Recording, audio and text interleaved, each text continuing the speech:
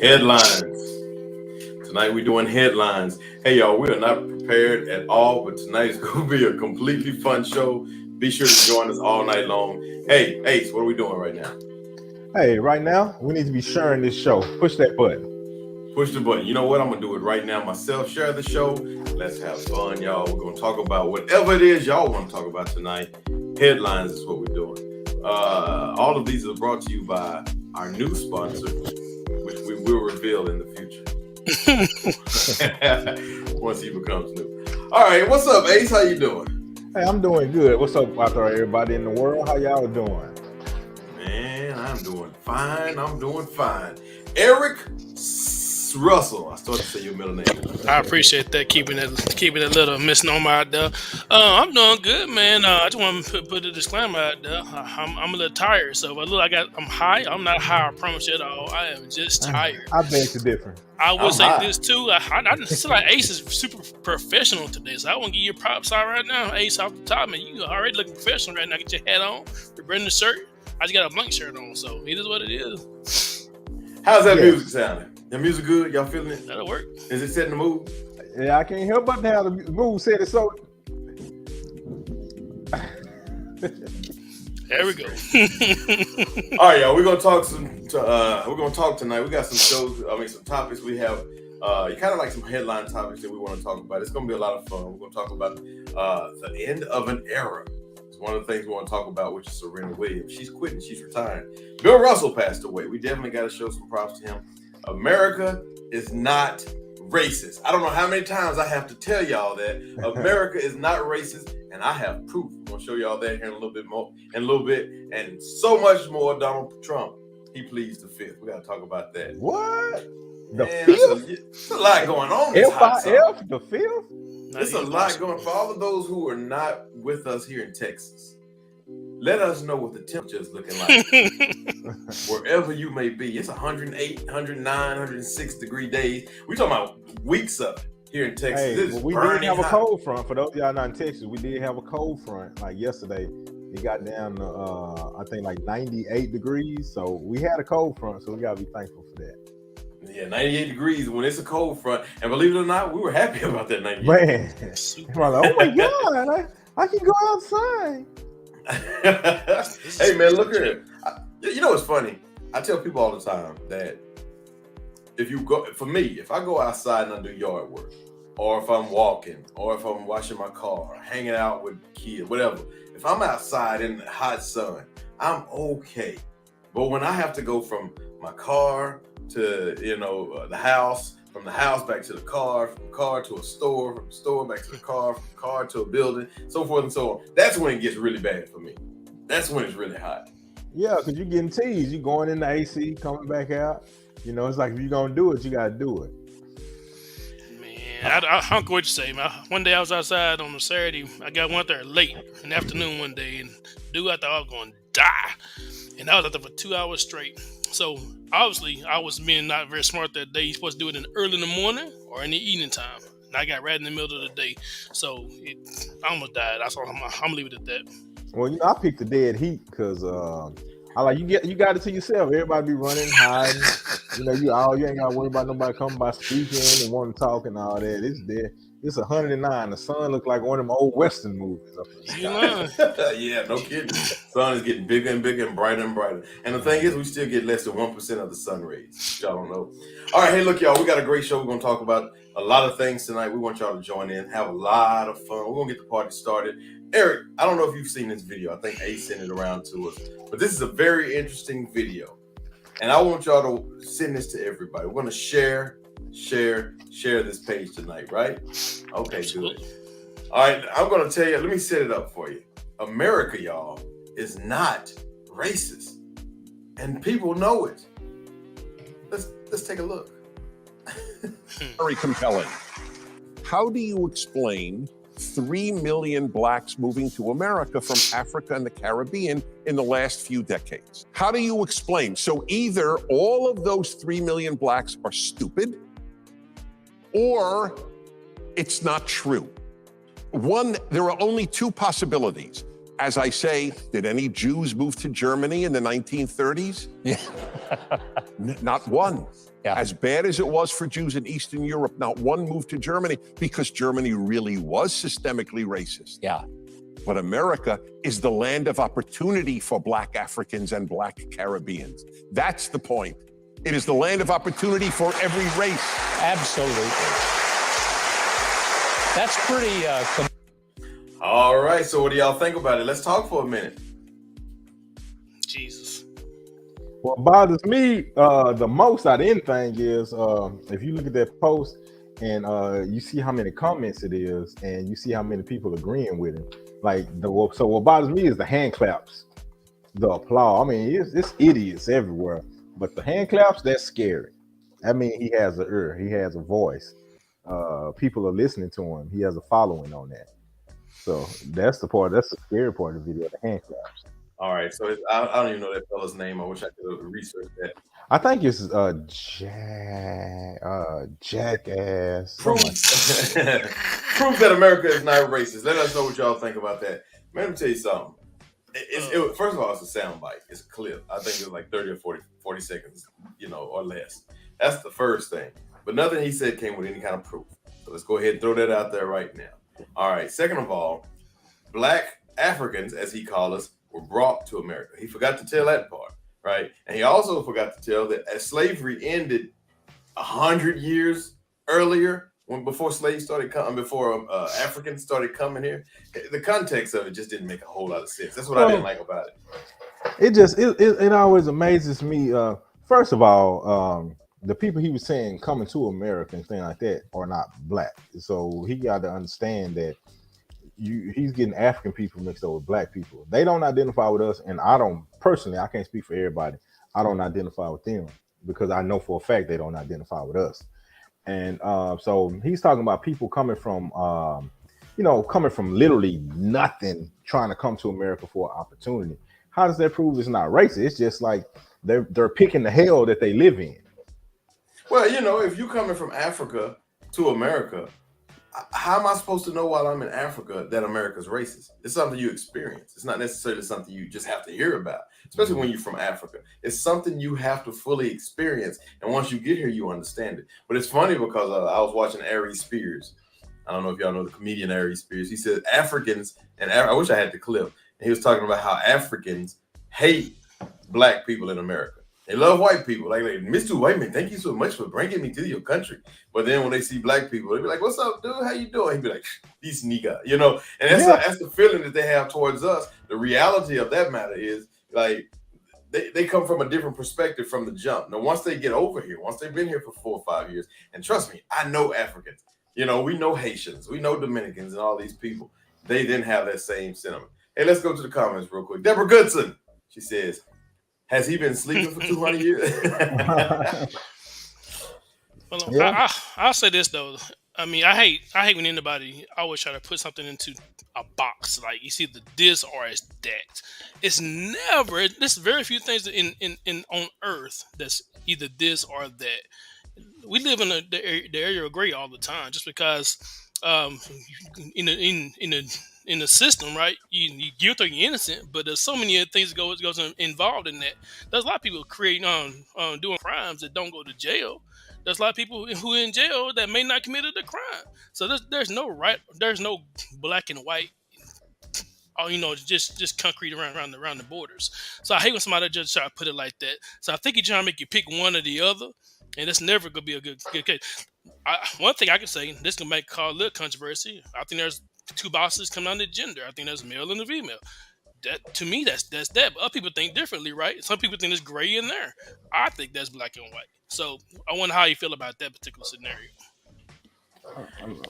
It's just the whole thing to me. Like, it amazes me how, like I said, it amazes me how much we see non-black and non-brown people telling us about how there's no racism, or telling us that racism isn't real. And I'm looking at them like, racism is happening to us. What makes you, like, what gives you the right to tell me about how racism isn't real? And I'm thinking about this, and things like that. And also in the comments on that post, I responded to this guy, the Asian guy, and he said, "Yeah, because I'm Asian, and no, I've never experienced racism. Nobody cares that I'm Asian. I'm here and I'm in America." And so I asked him, I said, "So can you explain to me why they had to sign the Asian hate bill?" And he never said anything back to me. You know, it's like people when they want to believe something, they'll just run with it. It doesn't matter if it's true or not. Eric, I think we were talking about this the other day. So racism, as a matter of fact, that is a term that's delegated specifically for white Americans against black Americans. So to say that someone is racist against a Mexican or an Asian or anything else, it dilutes what the word truly means. So when you include everyone else in there, then what you do is it doesn't have the same sting. The reality is the word racism originally started from white men towards the black world. Okay, so you got to now dig into what race is in America and what racism truly is. First of all, when you bring Africans from Africa to America, now you got 15% of the population, or a few 100,000, maybe a couple million Africans that you brought over. You can't really compare that to Jews not actively going somewhere. You've already brought this group over here. So the Africans from Africa, from Nigeria in the last 100 years or so, who has come over here willingly, they come to a different America. They're not coming to the same America that they came to before. So racism, that right there has been so diluted that this guy wasn't even really able to use the conversation in the term or in the context that he actually tried to use it. So he really didn't have anything. I don't buy it. Anyway, y'all, hey, look here. We have come to an end of an era. I think it's time to note it. We've seen it happen in every career. It's gonna happen one day or another to each and every one. It happened to Kobe. It happened to Michael. Today or this weekend or whenever is actually happening to Serena Williams. She's retiring. How do y'all feel about that? And I mean, it's the end of definitely, you know, I think Serena then was like the start of the black girl magic, you know, type of era or whatever. But I mean, you know, it's one of the things we're going to have to we'll get used to it, but we have to decide, you know, are we missing those skills or that derriere the most? Like, what are we going to miss? Hey, listen, we are rebranded, so therefore I can't say anything negative about our sisters. And I have nothing but the utmost things to say about both of them. Never really was a fan, though. I gotta be honest with you. I mean, they were great. I was a fan of them as athletes. Like especially when they were playing each other, it just made it even more fun. But that's where it ended for me. As a man, I can't say I was a fan, if you know what I mean. I'm definitely happy for her. I'm definitely happy for her just because I think she's about to go into a new phase of her life. I'm thankful for her too, because I agree in regards to representation matters. If you only see a certain person and doing certain things, then it kind of limits your imagination a little bit. So thankful for them to be able to show themselves in that sport and give more recognition to that sport. But definitely I'm thankful that she's able to move to different stage of her life. I feel like she wants more of a family scenario, so they can't matter about that. So I'm happy for her to be able to move on and do it on her own terms, especially. Well, I mean, did her sister retire or has she already retired? You know, I don't think she officially retired. But she's been chilling for a minute, but I don't think she officially retired. But how does it feel? I mean, because think about it. Let's go back, 20 years or so, the 90s. You're probably in high school, maybe right out of high school.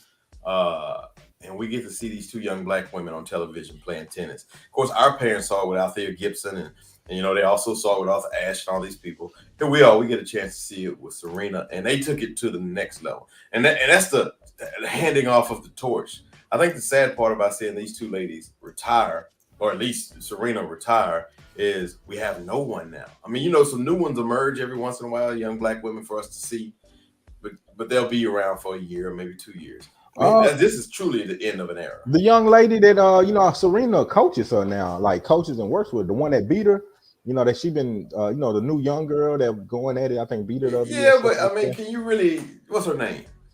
Look, I forgot, but we gotta say, hey, look at Tiger Woods. We just had to take him. Hey, look, you know what?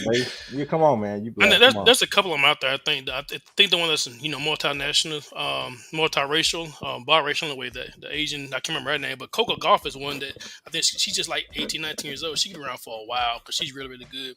And maybe who Ace is talking about in regards to that. But so I don't necessarily think it's the end of an era, but I do think it's not necessarily the black girl magic area intends. I just think definitely Serena's area is done and gone.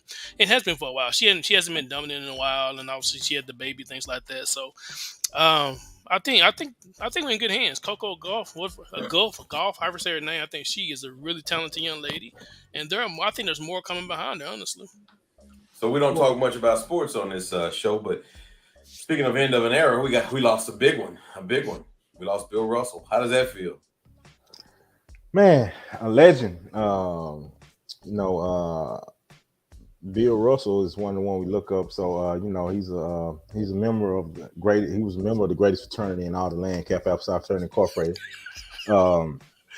And that's he's one of those ones that we've had pride in. Well, Bill Russell is a bro. And Bill Russell was the first black person to coach in the United States in a major sports arena: football, baseball, basketball, anything. First one.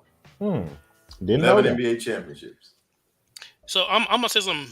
Maybe it may sound ignorant, but I want to be transparent. Like I don't. We have a lot of women listeners. We have a lot of different people, different type of people listening. Who is Bill Russell and what sport? I felt this with Serena, but Serena played tennis, right? So what does Bill Russell play? I know, but I want to make sure people know who we're talking about and why we're talking about him. Bill Russell. Are you asking the audience or are you asking me?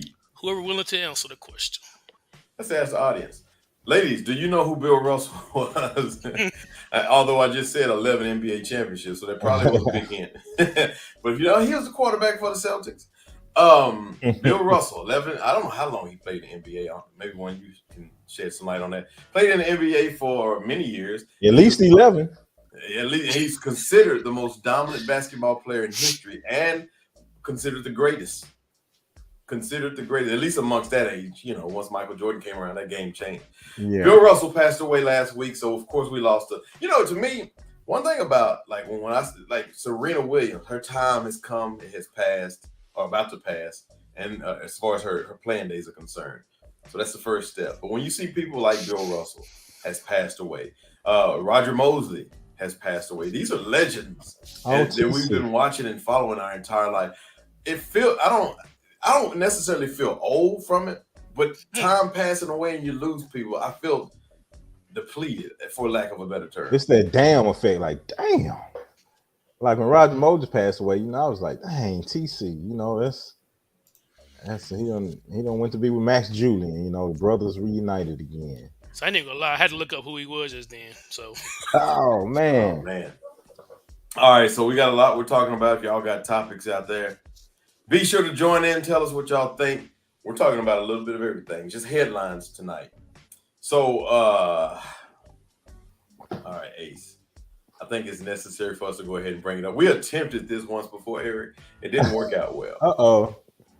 It was a Republican versus Democrat. It was a political show. We attempted this. It didn't work out well. We're not going to attempt it tonight, but what we are going to do is we're going to kind of jump into a piece of that, okay?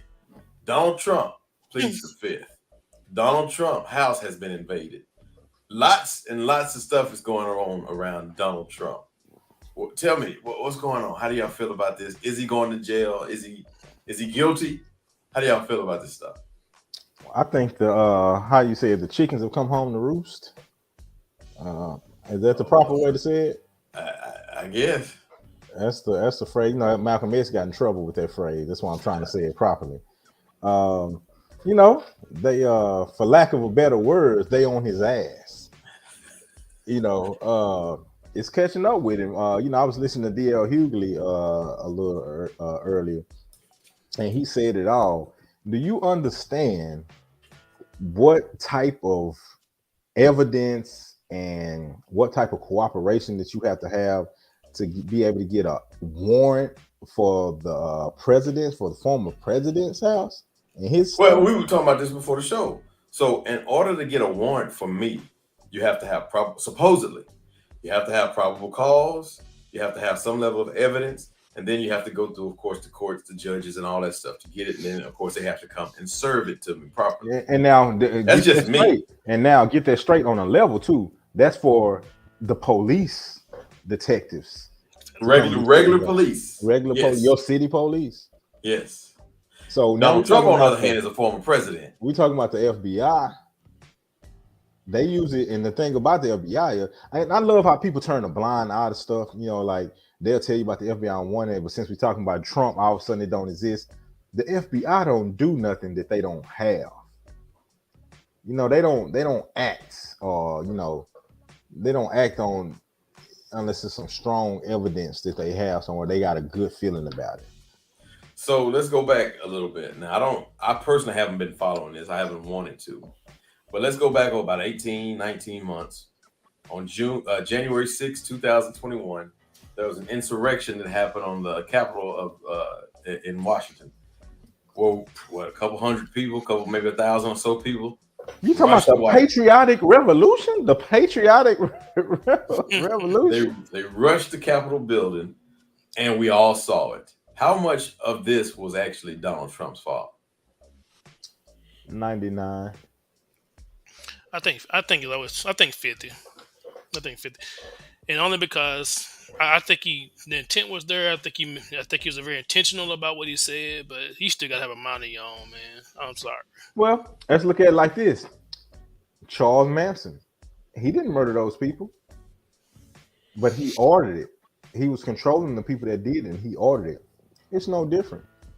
Trump didn't charge the Capitol. He didn't go, but he ordered it. His following, the people he had control over, the zombies, he ordered it. Charles Manson went to they put Charles Manson in prison for ordering. I'm not disagreeing with you at all. I think people still got to take accountability for their own choices too, though. But I don't disagree with you at all with that. Well, I think in every situation, every cycle, every cult, whatever, there's always a ringleader, and the ringleader causes stir. That unfortunately, when it's all compounded, you deserve some time behind bars. Will Donald Trump go to prison? I say he won't. No, quite honestly, I say they're doing everything they can so that Donald Trump won't be the president this next term.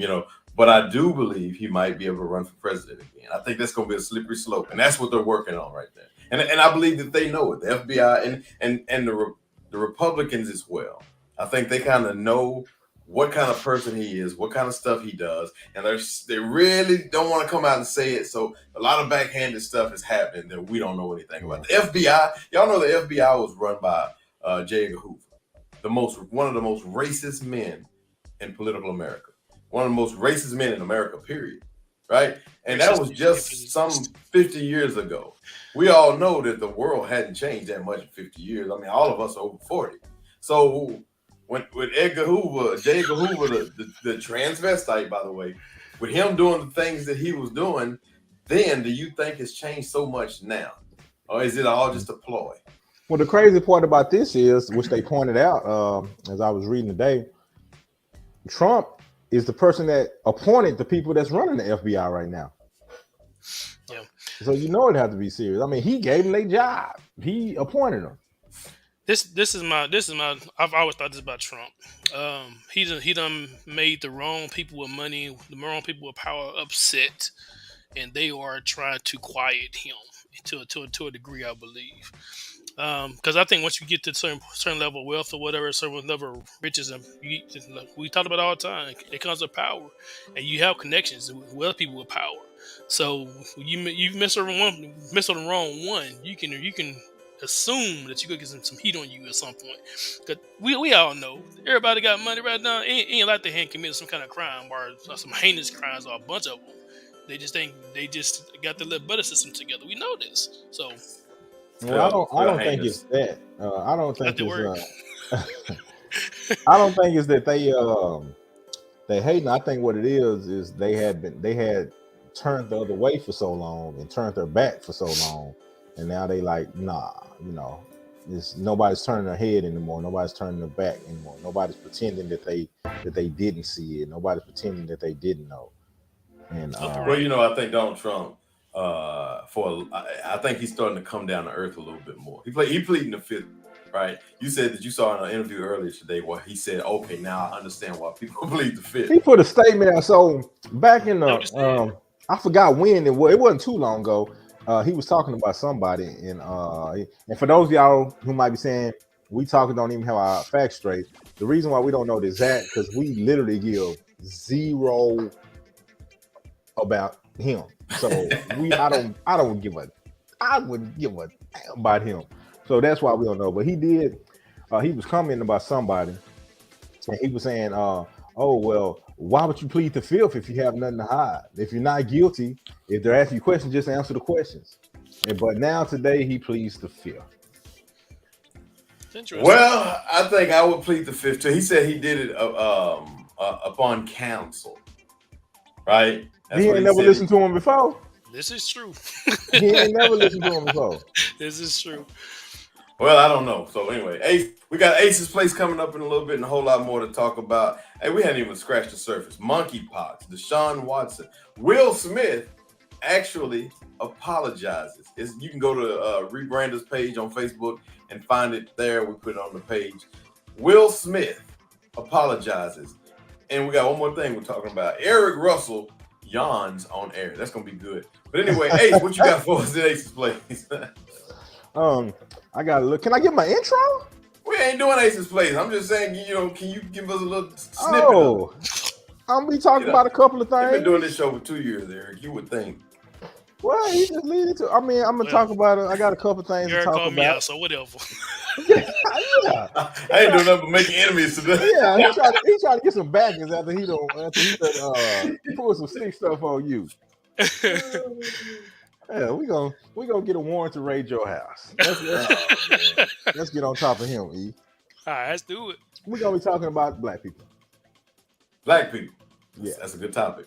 All right, before we go, Donald Trump. I got one more thing to say about Donald Trump.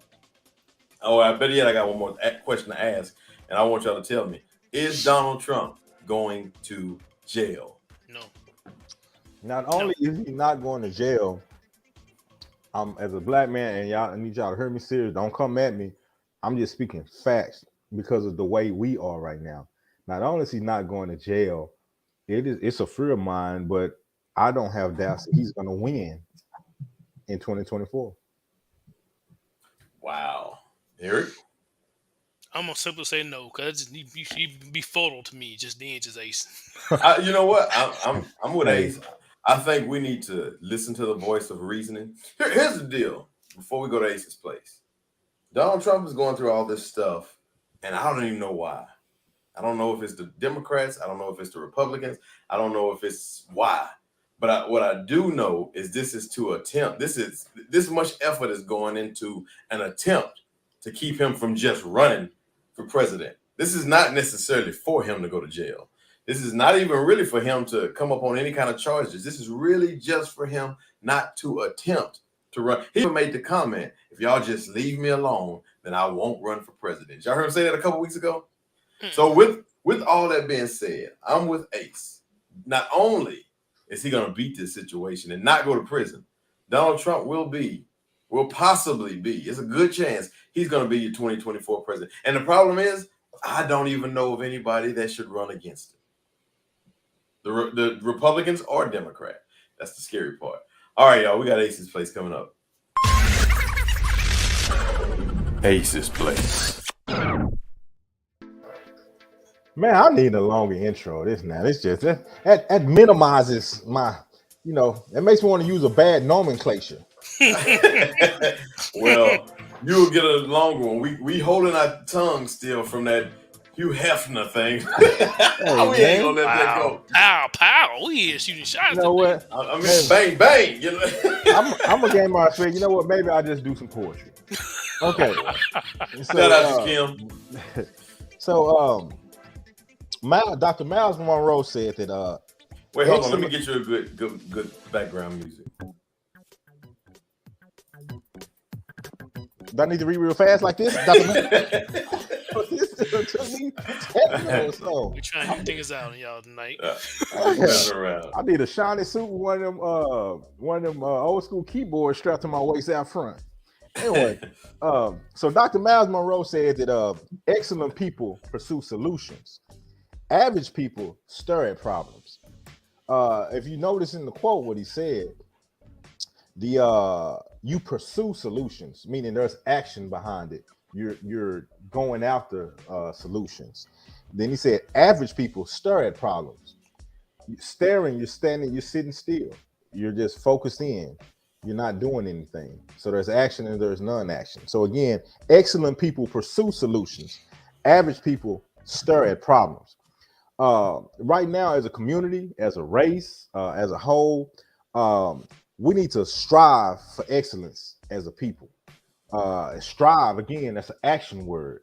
We need to strive for excellence as a people, which means that we need to be in pursuit of excellence as a people. Right now, we all bark and no bite. And a lot of people, you listen to this, you got to understand what I'm saying when I say we all bark and no bite. I'm not just talking about like physical and retaliation, and like if they hit you, you hit them back, and when we gonna get our gun and shoot them and all that. I'm not just talking about that, about all bark and no bite. But what I am talking about is we all bark and no bite with unity, because we're not together. The only time we come together is when somebody gets killed. Then most of the time, the person that gets killed is I never say what I was thinking. Most time, person that gets killed is kind of like he was in a situation. They were in a situation like that, and we get together for wrong people with them. We're all bark and no bite with pride. Black pride has just become a phrase that we say. It's become something cool to say. It sounds real cool in like a so-called woke rap song or something like that. But we're not displaying pride. We're not pursuing pride. We're not doing anything prideful as a race. Now, yes, there are some of us that's doing it, but majority rules, and the majority of us, unfortunately, it's not happening.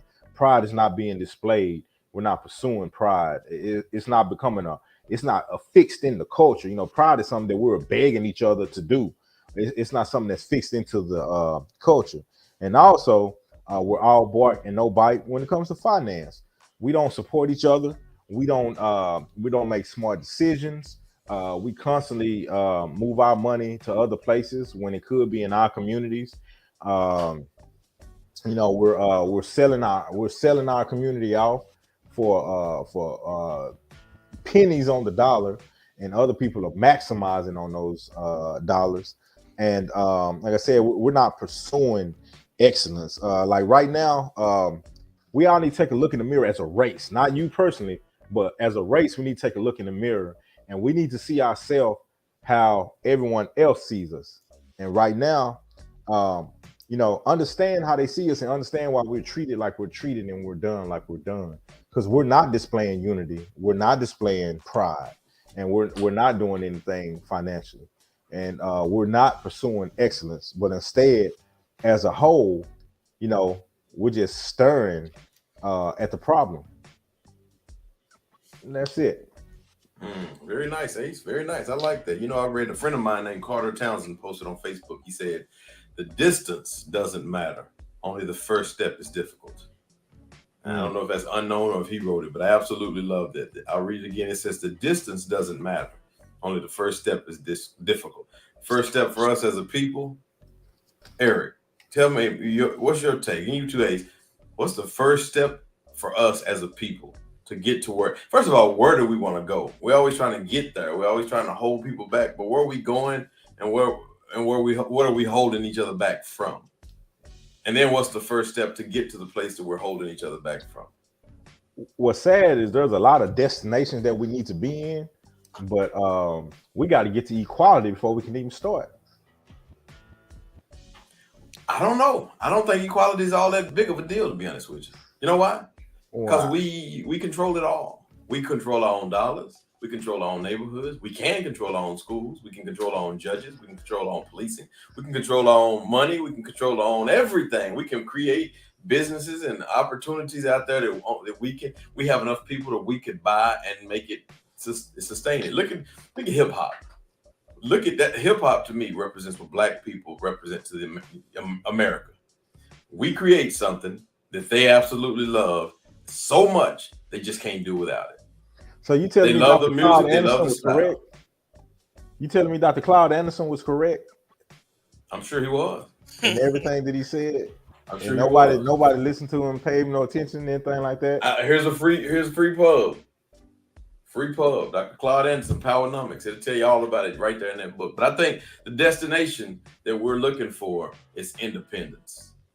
I don't think we care about the rest, just independence and wealth. Those two things right there. If we had that, and we don't care about any, like the freedoms we can make up our own mind. If they're not lynching us, if they're not, just purposely going out and creating crimes for us, which they are doing. But if we're not violating those crimes when we don't have to, see, they don't have their hands can't touch us. So if we go out and be peaceful and follow the law and all these things and do the best we can to create wealth and independence, then they lose. I'm glad you said what you said. So let's talk about. So do we, as a race together, do we learn from our mistakes? Because see, we were independent. We had independence once before. Well, see, independence is one of those things that once they're taken away from, it's life. Once stuff has been taken away from you once and then taken away from you twice, we know that that's what puts people in order.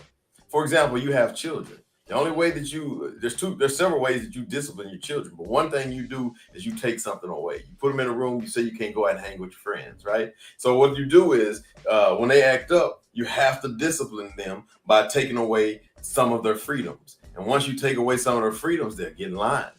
Unless they're hard-headed, they're going to get in line and they're going to stay in line because they don't want their freedom taken away. That's what they did to us. They put us back in line. And personally, I think having a job, I'm saying this out loud, and hopefully my people aren't watching me, but having a job is the worst thing you could do to a black man in America. Give him a job. You know why? Because that's slavery with a little bit of twist. It's paid slavery. It's paid labor. You still have to be at work for 8 hours, and you're doing something to make someone else rich. But instead of them charging pennies like they did back in the day, they said, okay, well, I'll just charge pennies plus what I pay them. So now what happens? You got me sitting there for 8 hours a day, and I can't create what? I can't create independence. That's a mentality that they instill in us. It's what my mom and daddy, if they're watching right now, I'm gonna say it. We said it back in January, February. But that's that old nigga mentality. That's what they do. They make you work. They make you work, and it occupies so much of your time that once you get home, you have no other time, nothing else to do. You have so much energy burnt at work that once you get home, you don't really feel like doing anything for yourself. And then you since you don't have that independence, you're afraid to step out on faith and do your own thing. That's the problem with us. There's two issues why black people have not made it. We're afraid to step out on faith, and we work so hard that we've created this little nest egg of money that we don't want to throw away or lose. So now I'm not gonna start. I know my daddy, he probably talking about, ask the bishop. Eric, you know all about that. But I had this situation where I thought $150 was gonna make me $300 million. That's a whole other story. We can talk about that another time. Anyway, I got out on a tangent. Thank you very much for that. Ace's Place brought to you by. Hey, I ain't get down. Hold on. Man, what's wrong with him tonight? Man, look at her. This guy. He's giggling. I thought he was giggling because you did the bishop, and the bishop was how big is the bishop? It was a big Jabba the Hutt looking dude. Exactly. Anyway, that's why I was giggling. So I'm gonna answer two things. You asking what's the first step? I'm always gonna say this. It starts with you in your home. Starts there. If you can't change stuff that you're doing yourself and change stuff you're doing in your home. How can you expect it to be done in neighborhoods? You can't. You got to start in your own individual home. And two, I'm not even answering the question. I'm going to ask a question. So we talk about black men and slavery mentality. I'm going to do devil's advocate here for the person who might say racism doesn't exist, right? So you look at the black man and what you said about the working, giving a black man a job, right? So thinking about everybody else in the country who already has a job, including black men.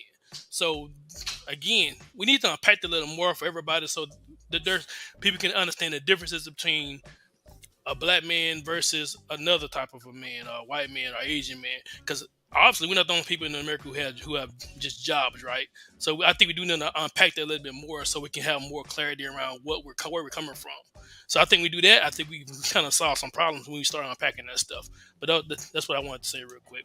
Well, you know where you unpack that. First of all, and I like the fact that you asked that because see, that's where wealth comes in. See, you can continue to stack wealth and knowledge. You know, my people perish for lack of knowledge. You both of you guys are in the insurance industry, right? Y'all sell insurance, life insurance, and all that stuff.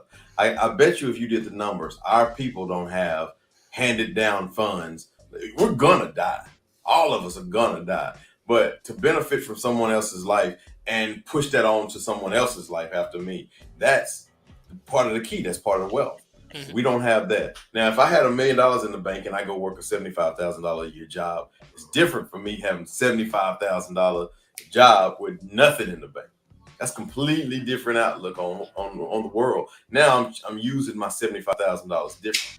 So that don't give me the freedom that I need. It's not the same $75,000. So to have that job when you have that kind of wealth versus when you don't have that wealth, one is is basic need. I'm trying to cover that, and the other one is it's a little bit more of a luxury. I know people who quit their jobs or lost their jobs, and they didn't really stress about it. I quit my job, and I'm debating on whether or not I need to call my mom and daddy and tell them that extra room is about to be used. So yeah, that's a good question. That's something maybe we should bring up on rebrandUS one of these days. Yeah, I think All it's right. I think it should be a multicultural conversation too, not just us on the show with that one. So I just want to throw that out there too.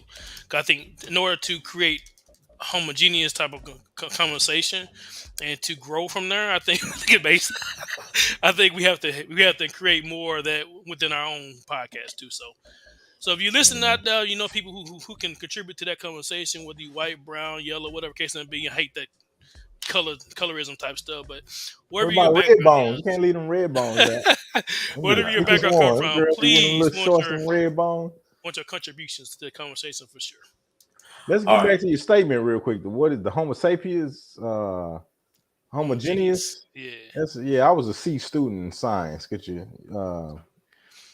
But I'm just talking about more is getting about on the same page because we got so many different. Everybody got opinions for everything, and it all comes from different directions. But if we have a similar perspective, may not agree on the same things, but we have a similar perspective now.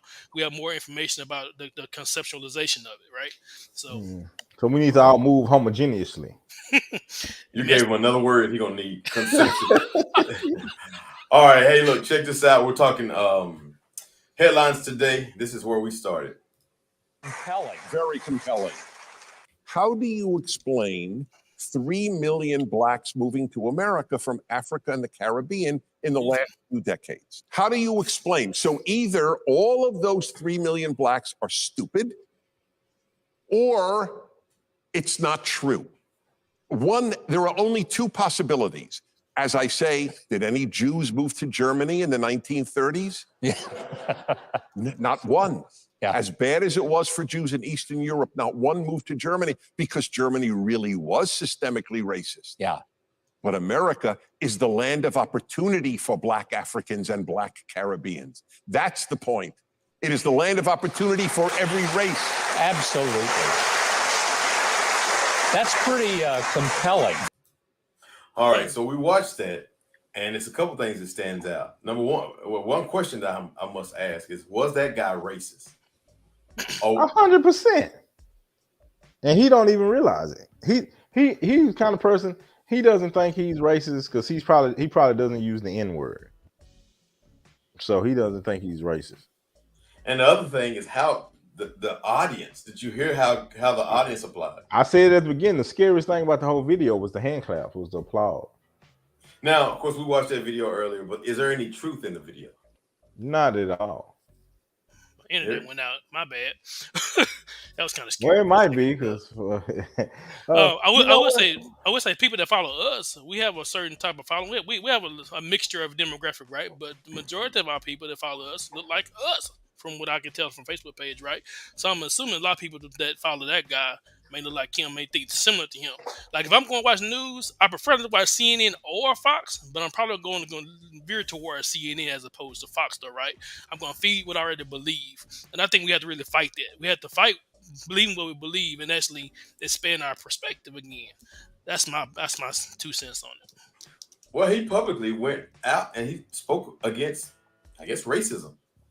That was interesting. I mean, you don't see too many white people publicly go out. I don't know what that's a clip from TikTok or something like that they sent us, but I don't know exactly where he was at the moment. But I would love to know where he was at. If it was Fox News, then I'd understand.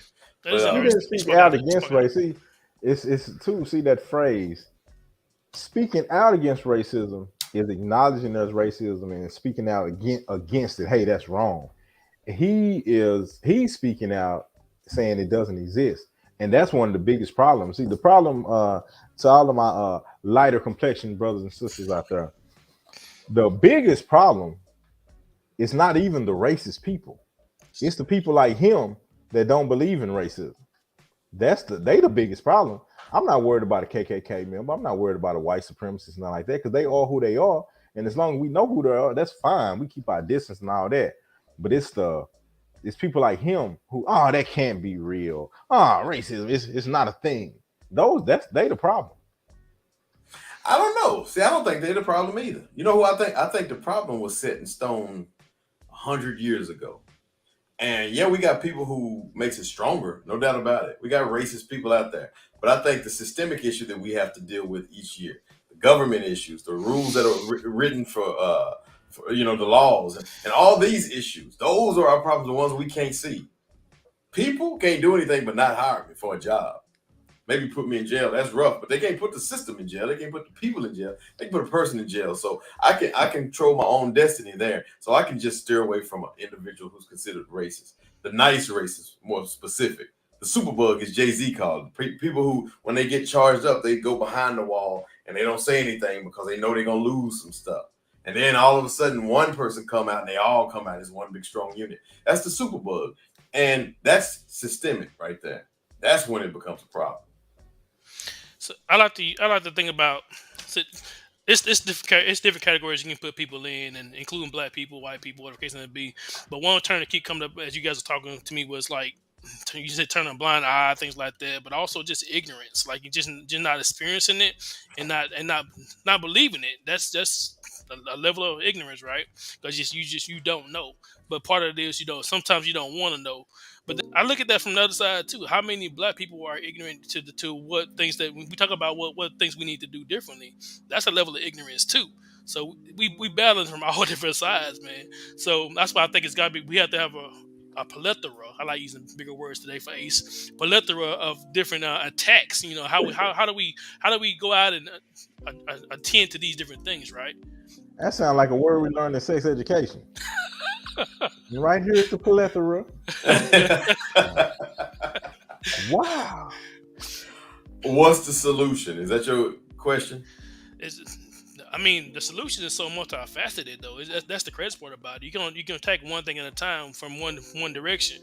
That's why I say we gotta have like a guard around. Like certain people do this, some people do that. We talk about that. We talk about what's one looking for? Where you diffusing responsibility. You have to be able to do. We got to do more of that kind of stuff because one person can't do, and one group of people can't do everything. It's gonna take a lot of people. Having these conversations are very important. All right, let's move on. We were talking about headlines earlier. We got on a tangent on what racism really is based off some of the TikTok videos that we've seen. All right, as we move on and as we get ready to come to a close of tonight's show, thank you all for watching. Deborah Goodson, thank you for your comment. Well, that's comments. Thank you for that one comment, Deborah. Tonight was a slow night.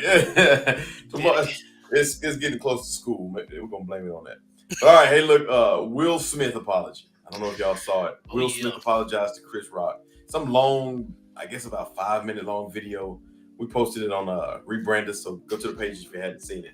But he apologized for slapping Chris Rock back in, what was it, March 4th, I believe, at the Oscars. Can't tell you. So we all saw the slap that was heard around the world. I guess about 5-6 months went by.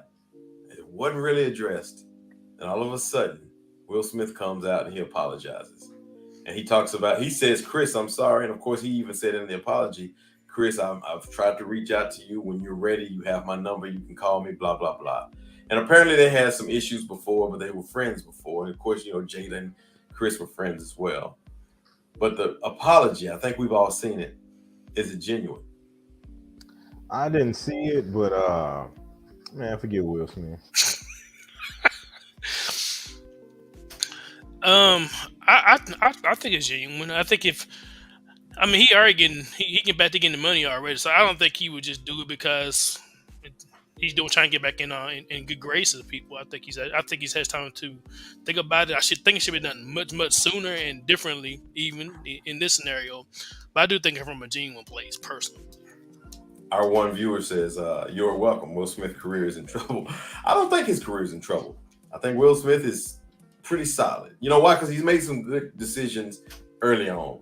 We're going to always want to see Bad Boys, and we're only going to want to see it with Martin Will.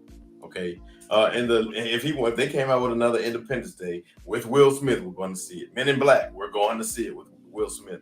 So I think he got some stuff locked in there that the producers, they'll get together once they decide, okay, he's had enough. I think though, if Will Smith divorced Jada Pinkett, and I think the world sees that as his kryptonite, would that change how we see Will Smith? I don't know, but I think he put in his apology. I read a piece of it. I didn't listen to it. I read a piece of it where it said that Jada didn't have anything to do with it. He did something on his own accord. I can't remember how he worded it, but yeah. So he may view that part though. So anyway, I'm gonna leave that alone. So he's still trying to protect her. He is still trying to protect her. That's crazy.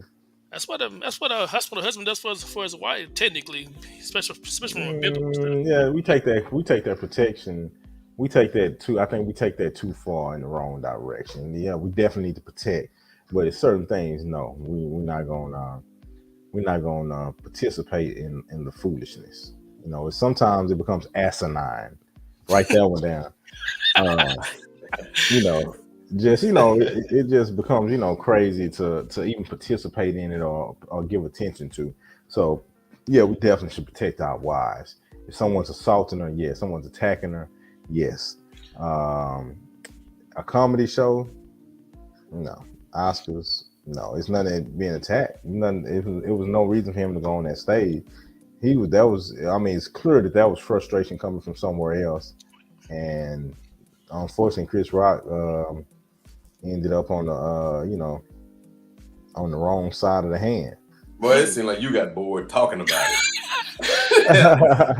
I didn't know if you were going to sleep or finishing a thought. Listen, Chris Rock.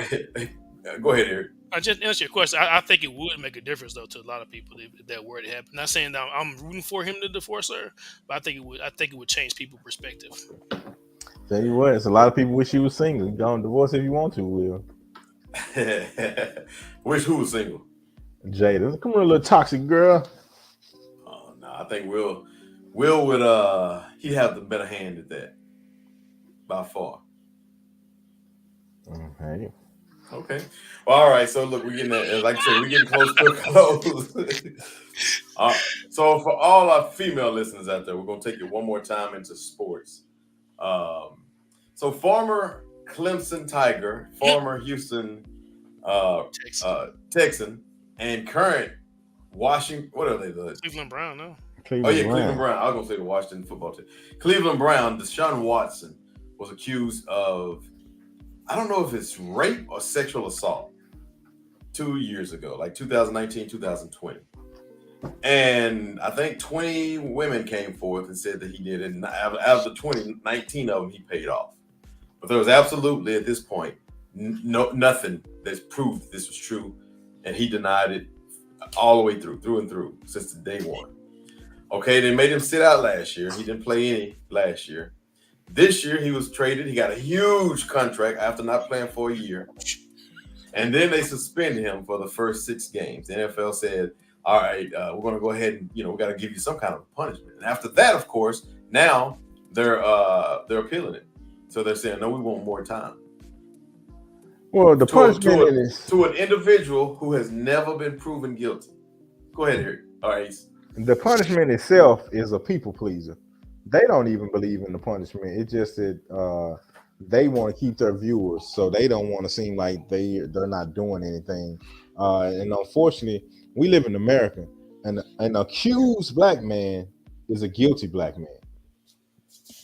Period. You know what the worst kind of accused black man is? One who's accused of sexual anything. Yeah. Go back in time. Yeah.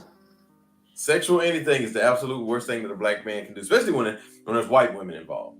Oh yeah.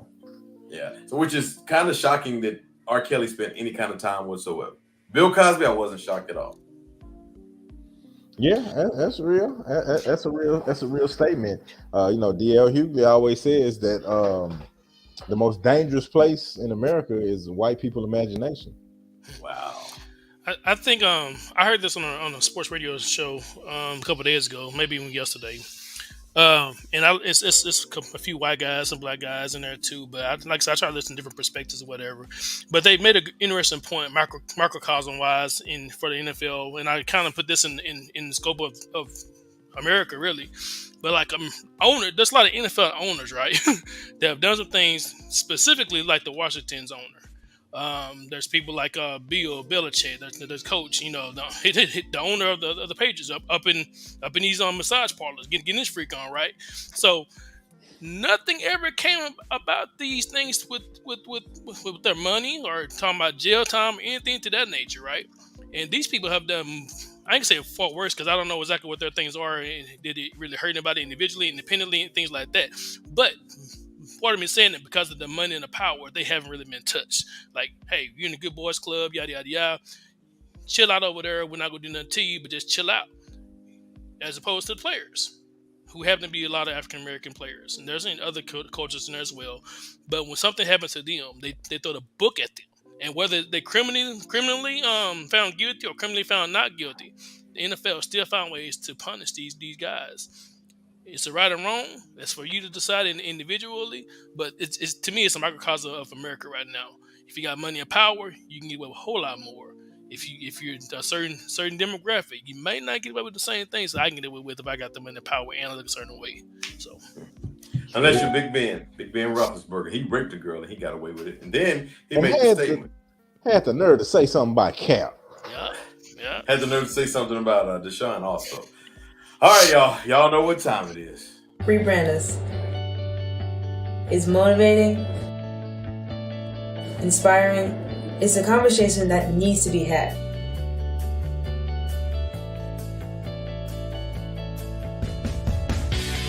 It's Adrian, the Ace Stinson. If you're not gonna help, don't hurt.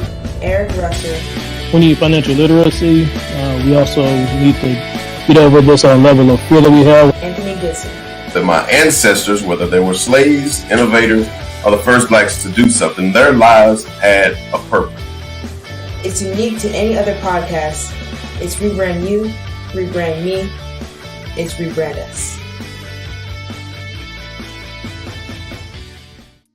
Hey, yo, Ace, who do we have on the show next week? I'm discussing the topics that have to deal with the black families. And the food or the drink is good when the person says swallow instead of swallow. We're going to have an interview with librarians with Tourette syndrome. And the name of the show is going to be titled Breaking the Rules. And we will have their mics muted most of the time. Married couples that swing at the playground. Are they confused or just risk takers? Giggity, giggity. We'll see how that goes. Adrian, the Ace Stinson, and the rest of the rebrandUS crew live Wednesdays at 7:30 p.m. Central on YouTube and Instagram at rebrandUS Podcast, Facebook at rebrandUS, or rebrandUS.org. I work too hard. Look, I work too hard for this stuff, man. How was that intro? Hey, I like that intro, man. It was decent here. Just a public service announcement. First, I actually tried hard. We tried to get some, not necessarily political, but some medical stuff for you guys. So we actually, reporters actually reached out to Bubbles, Michael Jackson's old pet, trying to get a statement about monkeypox, but he told them to beat it. So we don't have a story with that. But next week, Bubble said, "Y'all, you want to be starting something?" Yeah, y'all want to be starting something. But one of the things we're going to have is we actually are going to be interviewing white people who actually think that black people voted for Biden because he was a good president. So we're gonna be lecturing and schooling them on what's really going on. I was gonna two things. Number one, I never even threw it to you, Ace. You just jumped right on in. You see it? I know what's going on. Y'all a mess. Y'all a mess. Hey, you have to do that homogeneous. You know, it just. He just slid right on in there. Yeah. Well, the nomenclature of who's it like that. You already know that's my boy. But anyway, this weekend, Saturday, Sulphur Springs, Texas, we're having a men's conference at my church, One Church. Something I think that you men should go to. I myself am 50-50. But it's about time. No, I'll be there. It's 2 hours. Go and could at least lie on the earth, couldn't Go and register at onechurch.com/ I think it's men's conference. You'll see it on there. It'll be a lot of fun. Anyway, hey, y'all. Thank y'all for joining us. Deborah Goodson, thank you for those 2 comments. Everyone else, Tony Goodson, I don't know where you were at before. Kim Dial and the rest of the rebrandUS crew who's not here tonight. Thank y'all, and we will see y'all next week. Peace.